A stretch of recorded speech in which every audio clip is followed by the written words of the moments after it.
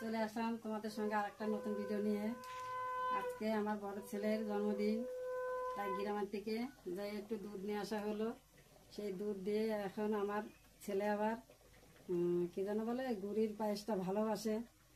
ওই যে এখন গুড়ির পায়েসটা বানানো হবে। ওর মধ্যে দিয়ে দিলাম কি তেজপাতা, তারপরে এলাইচি থেতো করে দিলাম। দেওয়ার পরে এই যে গোবিন্দভোগের চাল দিয়ে দিছি। এরপরে এগুলো ফুটে উঠবে, তখন খেজুরি গুড়টা দিয়ে দেবো। বেশি কিছু তো করতে পারবো না বন্ধুরা, তাই ভাবছি একটু পায়েস বানাই দিই, তাই একটু পায়েস বানাই দেবো বন্ধুরা। এই যে এখন পাটালি দিয়ে দিলাম। পাটালি দেওয়ার পরে এই যে পায়েসটা লাড়া নিচ্ছি। দেখো কি সুন্দর কালারটা হয়ে উঠছে। আর একটু হবে, হওয়ার পরে কালারটা পরিপূর্ণ হয়ে যাবে, তখন নামাই দেবো